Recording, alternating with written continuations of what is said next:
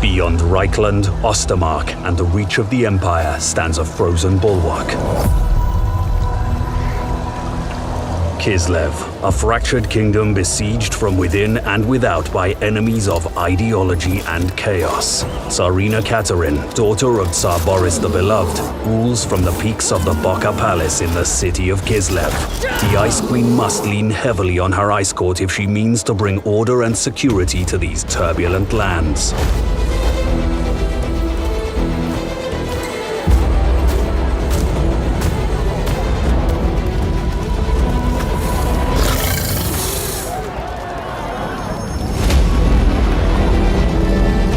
But there are those who do not approve of Katerin's reign and would sooner see themselves in power.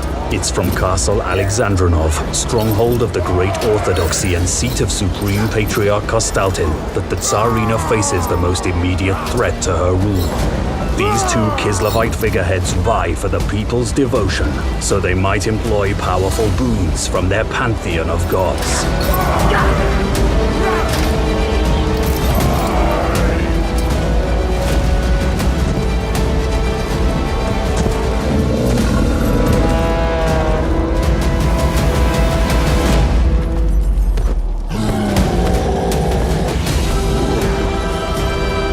Further north, between the northern and eastern oblasts, stands the Cursed City.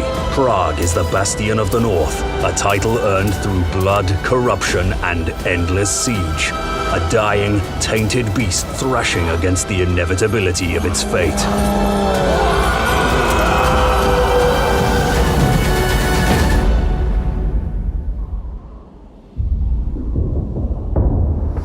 In the east, far from Kislev's frosty plains, loom the deadly mountains of Morn. Here, ogres and other merciless beasts make their home, though none more awe-inspiring than the deified Firemouth volcano, from which magic-wielding ogres known as Firebellies draw their considerable power.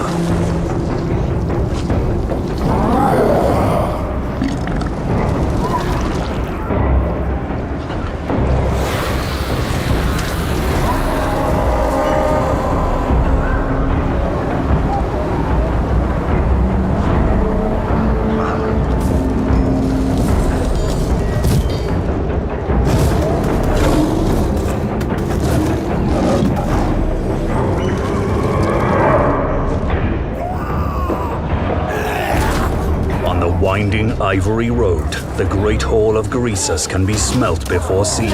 Inside, Greasus Goldtooth the Over-Tyrant counts his riches and gorges on the spoils of his bountiful greed, all the while accepting mercenary contracts from anyone with deep enough pockets.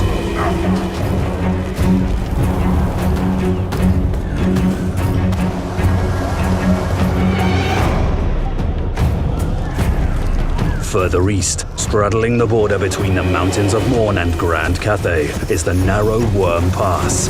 Though far from home, Scrag the Slaughterer and his insane rabble have pilgrimaged from the west to pay tribute to the Great Maw, their violent god.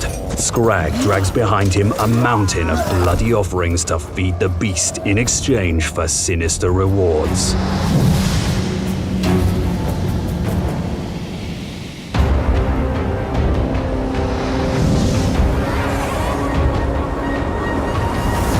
Bordering these terrible mountains are the isolated lands of Grand Cathay. Past the Warpstone Desert in the heart of the wastelands of Jinshin, Zhao Ming defends Hanyu Port from brazen ogres and burrowing Skaven. It is the duty of the dragon siblings to maintain the harmony between yin and yang. Doing so will ensure Grand Cathay's strength and prosperity.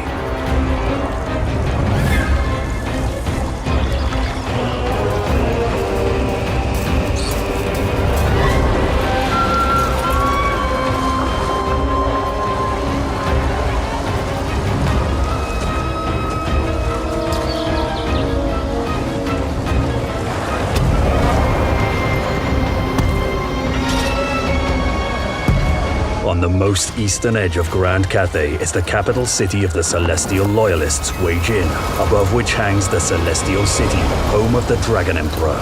With a turn of the Wu Jing compass, the Dragon Emperor's children can carve out Cathay's fate, economic powerhouse or machine of war. The compass decides.